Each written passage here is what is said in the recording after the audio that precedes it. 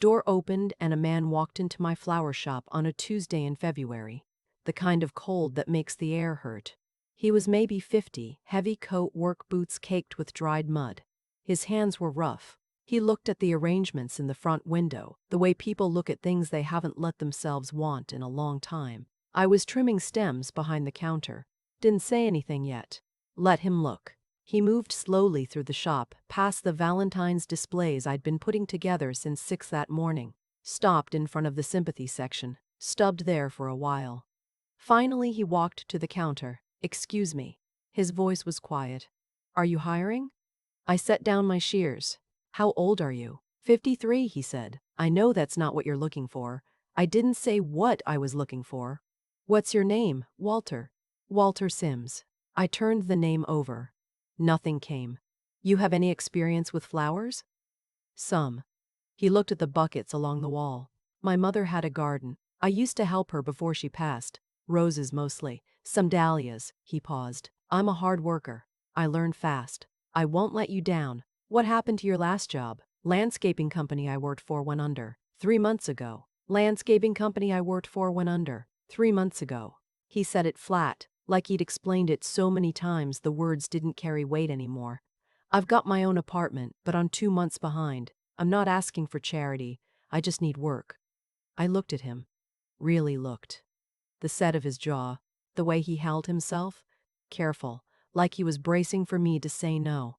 Something about his face stopped me, familiar in a way I couldn't place. Like a word you know but can't quite pull up. "Can you start tomorrow?" I asked. He blinked. "Yes. Absolutely yes. Be here at 7. He nodded. "Thank you. I'll be here." He turned to go. Got almost to the door. "What's your mother's first name?" I asked. I don't know why I asked it. It just came out. He turned around. "Dottie," he said. "Dorothy Sims." "Why?" The shop went quiet around me. Dorothy Sims. I knew that name. Not from the flower business. From 22 years ago. From a summer that changed everything in my family and then got buried under silence. My daughter had a best friend named Dorothy Sims. They grew up together, went to the same high school here in Greenfield. Dorothy came to our house for dinner probably 100 times. She was quiet, sweet, always brought something, a pie from her mother, wildflowers from their yard. My daughter loved her. Then my son happened. My son Garrett was 24 that summer. Dorothy was 19. I don't know exactly when it started. I found out the way mothers find out things their children don't want them to know, by accident, by the wrong door, open at the wrong moment, by 2 faces that went guilty too fast when I walked into a room. I asked Garrett about it once. He said it was nothing. Said she was too young, too sensitive, that he'd ended it. He said it like that, ended it, like a business transaction. Dorothy stopped coming around after that. My daughter asked me why, and I didn't have a good answer. A few months later, Dorothy's family moved away. Her father got a job in another state, we heard. That was the story. I never knew if there was more to it than that. Now, Dorothy Sims was dead. And her son was standing in my flower shop asking for work. He was 53. Dorothy would have been 52 now. My son was 60. The math sat in my chest like a stone. I hired him on the spot, told myself it was because I needed the help. Told myself it was coincidence, but the truth is I looked at his face and I needed to know. He showed up the next morning at 6:55. I hadn't slept well. Spent half the night telling myself I was being ridiculous. That plenty of people were named Dorothy Sims. That a familiar face was just a familiar face. That I was 68 years old and I should know better than to chase shadows. He knocked on the back door. I let him in. He had a thermos of coffee and a pair of garden gloves tucked into his coat pocket. I spent the morning teaching him the basics. How we received inventory, how to process the stems, how the cooler was organized by type and color. He paid attention. Didn't ask me to repeat things. By 10 o'clock he was working the front by himself while I did orders in the back. Through the doorway, I watched him with a customer, an older woman looking for something for her sister's birthday. He asked a few questions, listened, suggested a combination of yellow tulips and white freesia. She bought it, thanked him twice. He came to the back doorway after she left. Did I do that right? You did fine. He nodded, went back to the front. That afternoon, I found an excuse to ask about his mother. We were repotting some orchids side by side, and I kept the question casual. You said your mom passed. When was that? 4 years ago, he said. She was 71, heart failure. I'm sorry. What was she like? He was quiet for a moment. Strong, he said. She raised me alone from the time I was about 2. Never complained about it. Worked 2 jobs when I was in school. He smoothed the soil around the base of the orchid, careful. She loved plants. She talked to them. Said they could tell when you weren't paying attention. He almost smiled. I think she was right. Where did she grow up? He looked up. Greenfield, actually. Same town we're in right now. She moved away when I was about 3. Said she needed a fresh start. I kept my hands moving so he wouldn't see them go still. A fresh start. Did she ever talk about why she left? He thought about it. Not much. She said some things happened that hurt her. She didn't like to dwell. He set the orchid in its new pot. She was always more interested in what came next than what came before. That was her way. I nodded, went back to the orchids. That night, I sat at my kitchen table for a long time. My husband Gerald had been gone 6 years. Heart, same as Dorothy, same as too many people I'd loved. The house was quiet in a way that had stopped feeling lonely only because I'd gotten used to it. I thought about the summer Dorothy stopped coming around. I thought about my son Garrett, who called on holidays and sometimes forgot even that, who had lived in Phoenix for 20 years, built a financial consulting business, remarried twice, who had a way of moving through the world like nothing stuck to him. I thought about Walter, 53 years old, rough hands, careful with orchids, raised by a woman alone from the time he was 2. The math. I ordered a DNA test that night, 2 kits. They arrived in 4 days. I told Walter I'd been reading about ancestry research. Said my sister got into it and I was curious. Asked if he'd be interested in doing a kit. He shrugged, said, sure. Said he'd never known his father's side of the family. That he'd always been curious, but his mother hadn't talked about it. He said that last part without bitterness. Just a fact. We did the swabs at the counter between customers, like it was nothing. I packaged both in the prepaid envelope that afternoon. Walked to the post office 2 blocks away, dropped them in the slot. Now I waited. The waiting wasn't the hard part. The hard part was that Walter was a good person. That became clear fast. He showed up early every day, learned the names of every variety we carried, started making suggestions I hadn't thought of, simple ones. A small handwritten card with the meaning of each flower taped to the relevant bucket. Customers loved it. He taught himself how to do simple arrangements by watching me, asked before trying anything, got better quickly. By the 2nd week, he was handling the shop alone on Tuesday afternoons while I did deliveries. By the 3rd week, the regulars knew his name. One afternoon, a teenager came in, girl about 15, crying, trying not to show it. Walter got her a cup of water from the back without being asked. Sat her at the stool near the counter. Didn't press. Just let her sit. She ended up buying a small plant. A pothos, easy to care for. He told her it was hard to kill, that it would grow toward any light it could find. You're good with people, I told him later. He shrugged. My mom was. I just watched her. He ate lunch on the little bench in the back most days. Sometimes he brought a book. I started bringing 2 cups of coffee around noon and we'd talk. He'd grown up in Dayton after his mother moved. Got his GED, took some community college courses but didn't finish. Worked landscaping and groundskeeping his whole adult life. Had been married once, briefly, in his 30s. No children. He said that last part quietly and moved on. Are you close with anyone here? I asked one day. Family? Friends? He shook his head. Mom was my family. After she died, it's been mostly just me. He looked at his coffee cup. I've got a buddy from the landscaping job. We get together sometimes, but mostly I keep to myself. You don't mind that? He thought about it. I got used to quiet, he said. Mom and I had a quiet life. I think I learned to like it. The results came on a Thursday. I saw the notification on my phone while Walter was up front with a customer. I went to the back office, closed the door. Opened my laptop with hands that were less steady than I wanted them to be. There it was. Father's side match, Walter Sims. Paternal grandmother, Nora Williams. Nora Williams was my mother. I sat there and read it again and again. Walter was my son's. My grandson. I printed the page. The printer jammed once before it worked.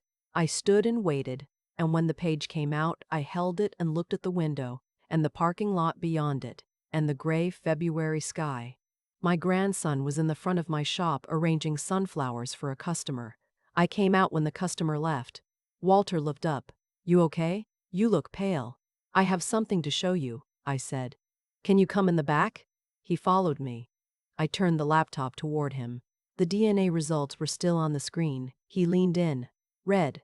I watched his face. Confusion first, then something careful, then very still. He stood up. Looked at me. "What does this mean?" I took a breath. "My son is named Garrett. Garrett Holloway. He's 60 years old. He grew up here in Greenfield. He dated your mother the summer before she moved away. She was 19. Walter's mouth opened and closed. He sat down in the desk chair. "I never knew about you," I said. "I want you to know that. I suspected something. That's why I got the test, but I never knew for certain." He was quiet for a long time. "He's alive," he finally said. "Yes. Does he know about me?" "I don't know, but I'm going to find out." He looked at the screen again. "All my life," he said slowly, "she told me my dad died before I was born. A car accident." She had a whole story. "She was protecting you," I said. "I think she was very hurt and she wanted to protect you." He nodded, didn't say anything. I reached across the desk and put my hand over his. "You have family, Walter. Whatever happens with my son, you have me. Walter. Whatever happens with my son, you have me." He looked at my hand, then at my face. His eyes filled up. He blinked fast. "You didn't know me 3 weeks ago," he said. "I know you now." That afternoon, I waited until Walter went to get lunch before I made the call. Garrett's number. I hadn't used it since Christmas. It rang 3 times. "Mom." His voice, comfortable with itself, always a little distracted. "Hey, everything okay? I need you to come to Greenfield, Garrett. Something's come up." "What kind of something?" "I need to talk to you in person." "Can you come this weekend?" "This weekend is kind of busy." "Is it serious?" "Yes." A pause. "Can you just tell me on the phone?" "No." "Please come." Silence. "Fine," he said. "Saturday afternoon, 4 o'clock. Thank you." He hung up without asking what it was about. I noticed that. I told Walter that evening as we were closing up. "He's coming Saturday." Walter was sweeping near the cooler. He stopped. And then I'll tell him about you. I'll give him a chance to do the right thing. What if he doesn't want to?" He said it flat, not even a question. "Then he's a fool, and you still have me either way." Walter looked at the floor, started sweeping again. "I won't get my hopes up," he said. "That's probably smart, but you're allowed to have them anyway." Saturday came. I closed the shop early. Walter was there helping me straighten inventory. At 3:30 I asked him to wait in the back office, told him to leave the door cracked just a little. He looked at me for a moment. "You expect this to go bad," he said. "I think you deserve to hear whatever happens for yourself," I said. Not my version of it, his actual words. He went to the office. Garrett arrived at 4:10. He looked the same as always, tan from Arizona. Good coat, the easy posture of a man who'd always been comfortable. He glanced around the shop like he was pricing the real estate. "Mom." He kissed my cheek. "Nice place. You fixed it up. I have some help now." He looked around. "Where's the help?" I locked the front door. "Come sit down." We sat at the small table near the window I used for consultations. He put his phone face down on the table, but I noticed his eyes go to it. "Do you remember Dorothy Sims?" I asked. His face did something small and controlled. "Where is this coming from?" "You dated her. The summer before she moved away. You were 24, she was 19. We were friends. You were more than friends. You were more than friends." He leaned back. "That was almost 40 years ago. Why are you bringing this up?" "Dorothy had a son," I said. "About 2 months after she moved away." Garrett was quiet. I watched him decide what face to wear. That has nothing to do with me. His name is Walter. He's 53. His mother told him his father died before he was born. Garrett picked up his phone. Put it back down. I'm sorry to hear that. It's not my situation. I pulled the DNA results from the folder on the table, set them in front of him. He's a paternal match to my mother. That means he's your son. Garrett glanced at the paper. Didn't touch it. These tests aren't always accurate. This one is. He pushed the paper back toward me. Look. Even if there was something, and I'm not saying there was, Dorothy made her own choices. She left. She left because she was pregnant and scared and alone at 19. I told her I wasn't in a position for that kind of thing. You told her. I was honest with her. He crossed his arms. That's more than most people do. So you knew. He exhaled. It was never confirmed. She said she thought she might be. I told her I wasn't ready for that. She decided to move on. That was her right. She moved away and spent the next 50 years raising your son alone, working 2 jobs while he was in school. I understand that's a hard story. But that was 30 years ago. I have my own life now. I have a wife. I have a stepson. I don't see how this changes anything. You have a son, Garrett, a real one. He's been alone his whole life and his mother just died, and he's been working in my shop for 3 weeks, and he's one of the finest people I've met in years. Garrett's jaw went tight. What do you want from me? I want you to meet him. No, he's 53 years old. He's not asking you to raise him. He just deserves to know where he came from. I'm sure he's a very nice person. He's not my responsibility. He's your son. He stood up, picked up his coat. I came here because you asked me to. I understand that you've gotten attached to this man.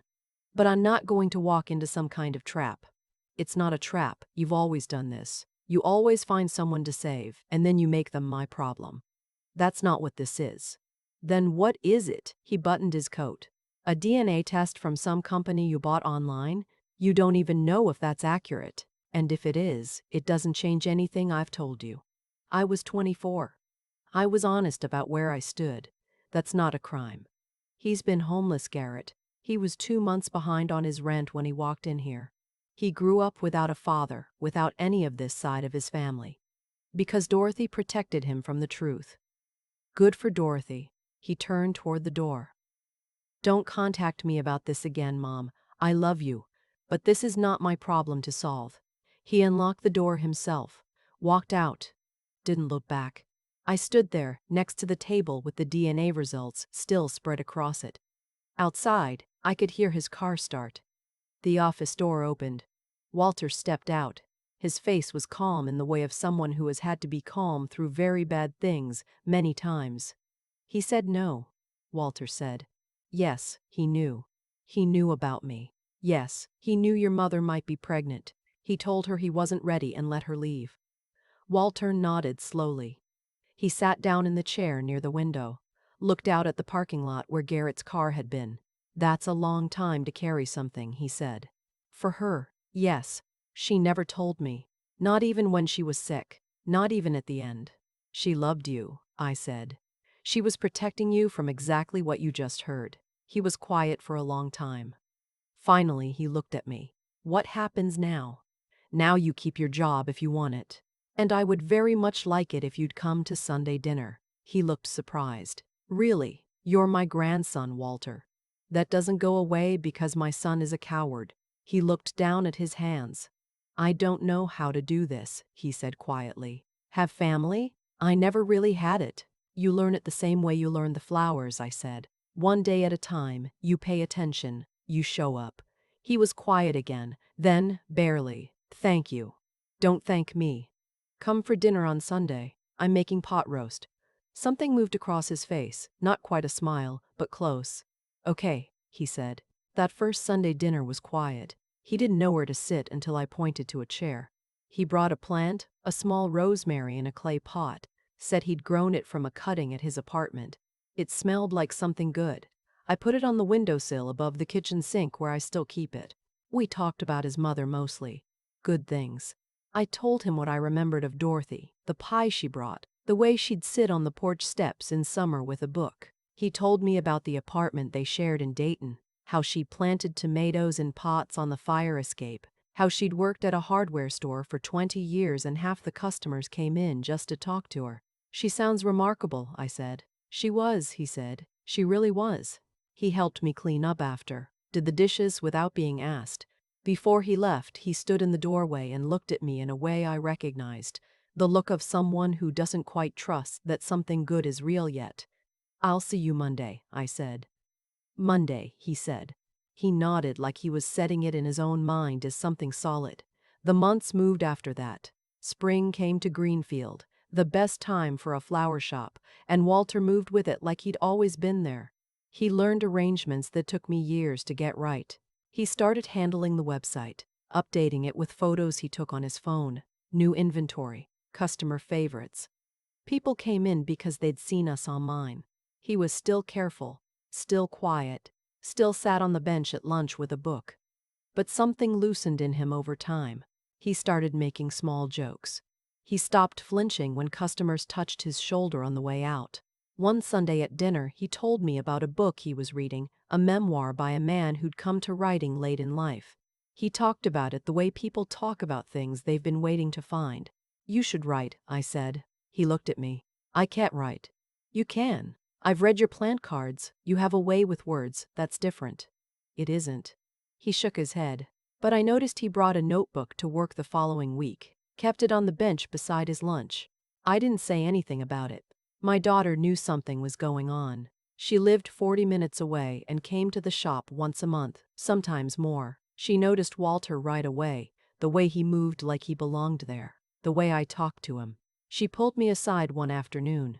Who is he? She asked. Really? I took a breath. Dorothy Sims's son. Her face went through several things at once. Dorothy. Oh, Mom. Is he? Yes. Does Garrett know?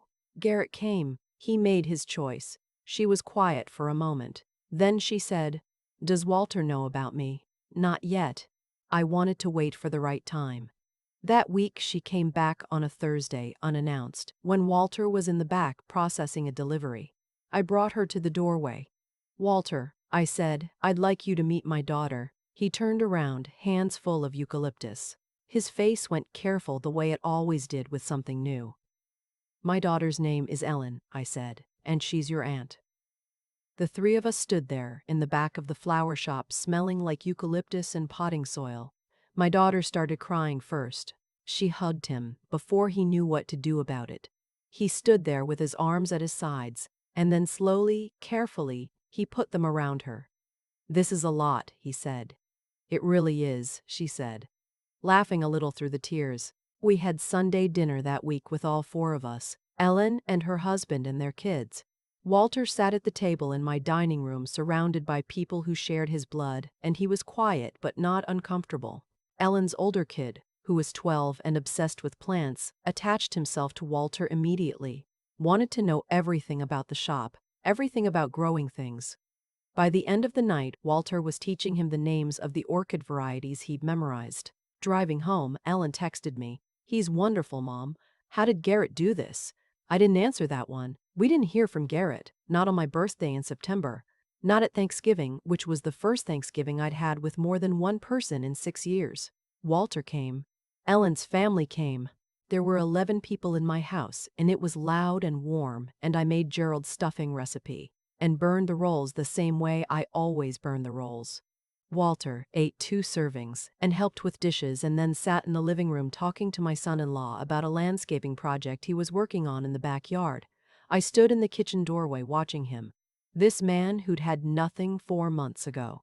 This man who'd brought rosemary and been careful with orchids and never once asked for more than what was offered. You're staring, Ellen said beside me. I am. Are you okay? I think I'm more okay than I've been in years, I said. She put her arm around me. The message from Garrett came in January. Walter had just left for the day. I was closing up, turning off the lights in the cooler, when my phone buzzed. I saw the article online, Garrett wrote, about the shop, about you and Walter. A local magazine had done a piece on Whispering Petal in December.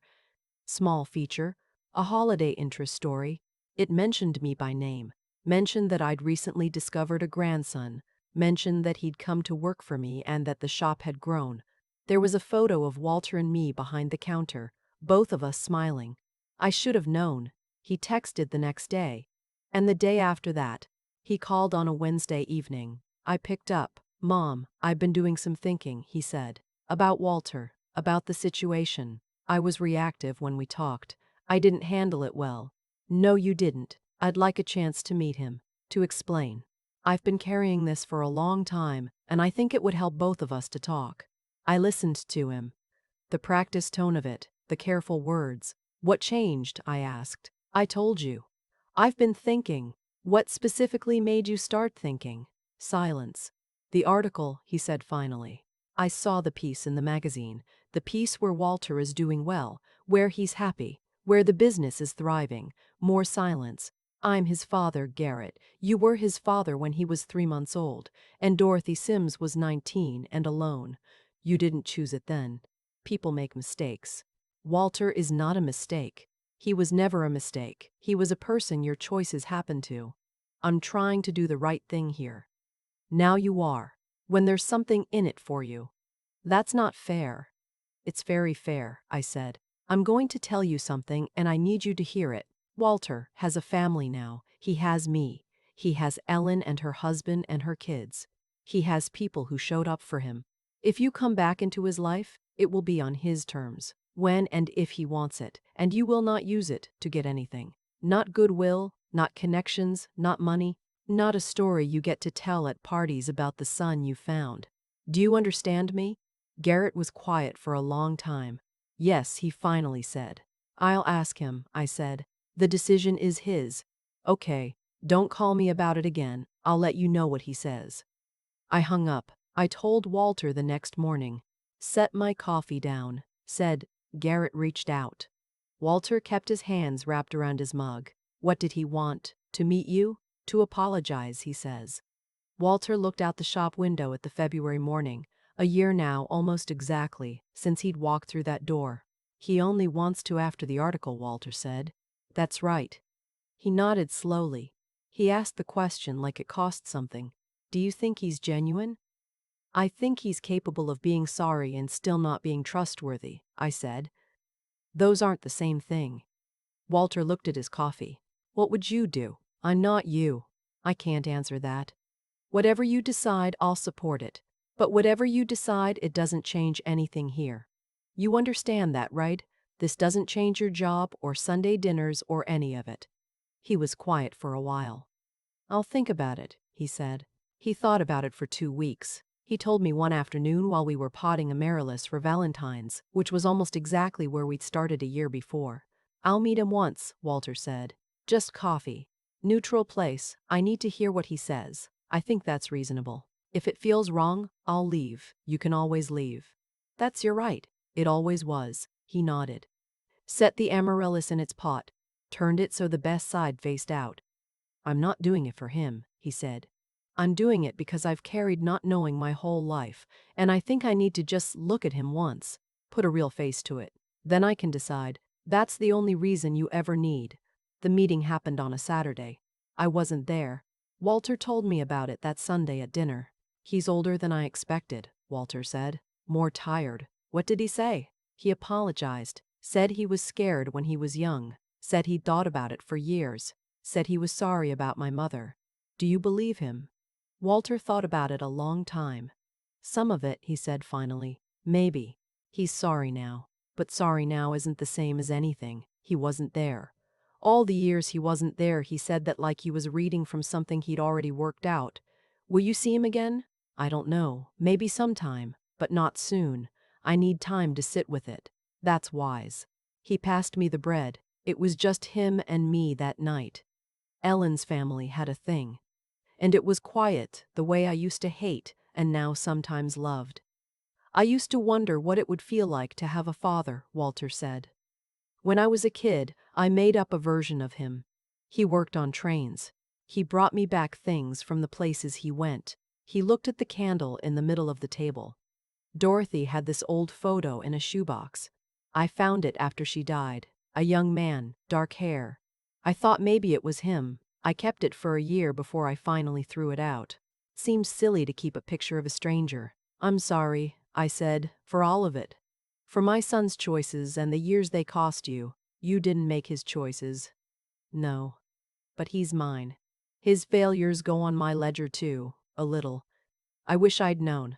I wish I'd been there for your mother back then. I think she deserved more from this family than she got. Walter was quiet. She was enough, he said finally. She was more than enough. I just missed her. He wiped at his eye and didn't make a thing of it. Poured himself more water. We stayed at the table a long time that night, talking about Dorothy, about Gerald, about the shop, and what we wanted to do with it come spring. Walter had an idea for a small seating area in the corner, a place where people could sit with a cup of coffee and look at the arrangements. I liked it. It's good for business, he said. It's good for people, I said. He smiled. Same thing, maybe. I look at the shop now and I don't recognize it as the place I was barely keeping open 2 years ago. The front window changes every week. The coffee corner has a little chalkboard sign that Walter makes new every Monday. There are regulars who come in just to talk to him. Older men who find a reason to buy one stem of something just to have somewhere to be for 20 minutes. He never makes them feel like that's what they're doing. He just talks to them, asks about their weeks, sometimes slips an extra flower in the bag. He got his own apartment in a better part of town in the fall. He has plants in every window. He started writing too, though he doesn't talk about it much. I found a piece he'd left on the counter once, a short memoir about his mother's fire-escape tomatoes. I read 3 lines before I put it down because it wasn't mine to read. But those 3 lines were enough to know he had something real. On a Friday morning in late October, I came downstairs and unlocked the shop and found him already on the sidewalk, waiting, hands in his pockets, a small pot of something in the crook of his arm. He held it out when I opened the door. Rosemary again, he said. New cutting. The one from the windowsill was getting leggy. I thought you'd want a fresh one. I took it, held it in both hands, breezed it in. You know, I said, a year ago I almost didn't ask you to stay. I know. What made you come back the next morning? You didn't know me. He thought about it. You asked my mother's name, he said. Like it mattered. Like she was worth asking about. He shrugged. No one had done that in a while. I looked at this man, standing in the doorway of my shop in the October morning. My son's, Dorothy's boy. His own person entirely. She was worth asking about, I said. He nodded. Came inside. Picked up his gloves. We opened the shop together, same as every morning. Same as we would tomorrow. That's my story. I'd love to hear what you think. Do you believe Walter should give Garrett a chance? Or was one meeting enough? Leave a comment below and subscribe to Never Too Aged for more stories like mine. I've been thinking a lot lately about the word deserve. People use it all the time. He deserved better. She deserved to know. I deserved an explanation. We throw it around like it means something clear, when really it just means we're keeping score. What I've learned from all of this, from Walter walking through my door, from Garrett walking out of it, from the year that followed, is that deserving has nothing to do with most of what happens to us. Dorothy didn't deserve to be left alone at 19. Walter didn't deserve to grow up without a name to put to his father. And Garrett, for all his faults, didn't deserve to go 60 years without anyone asking him to be honest about who he was. What matters isn't what any of us deserved. What matters isn't what we chose to do with what we were handed. Walter chose to show up. That's the thing I keep coming back to. He had every reason not to. He'd been invisible his whole life, and he could have kept being invisible. Instead, he walked into a flower shop he'd never seen before, and asked a stranger for work, and brought his good hands, and his quiet attention. And he showed up every single day after that. No one told him to. No one was watching. He just did it because that's who his mother raised him to be. Dorothy made choices too. Hard ones. She carried something enormous alone for 50 years, and she never complained about it, never used it to make Walter feel like a burden, never let her own grief become his problem. That's not weakness. That's a kind of moral strength I don't think I fully understood until I found out what she'd been through. She decided that Walter's life was more important than her own bitterness. And she was right. Look at the man he became. I think about Garrett sometimes. Not with anger anymore, mostly. He's my son. I know how he got the way he got. The small compromises that add up over decades, until a person has built a whole life out of avoiding accountability. It's easy to judge him. It's harder to admit that avoidance is a choice that comes with a cost, always, and the cost usually lands on someone who didn't sign up for it. The cost landed on Walter and on Dorothy. And in some ways on me, on the years I didn't know my own grandson was out there somewhere. Here's what I believe, not as any kind of doctrine, just as a woman who has lived long enough to watch things play out. The choices we make about other people's lives don't disappear. They move. They travel. They show up decades later in the face of a stranger asking for work on a cold February morning. Garrett thought he'd closed a door in his 20s.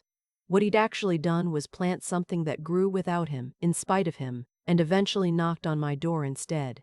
I didn't save Walter. I want to be clear about that. He saved himself, long before he ever found me. I just opened the door and paid attention. I asked about his mother. That's all it took. Sometimes that really is all it takes. To ask someone about the person they loved most and mean it when you listen. He brought me rosemary again last week. Fresh cutting. He said the old one was getting leggy. He said it like it was nothing, like showing up with something that smells like care is just a normal Tuesday. Maybe that's the whole lesson. Maybe it always was. Show up, pay attention, ask about the people they loved, do it again tomorrow.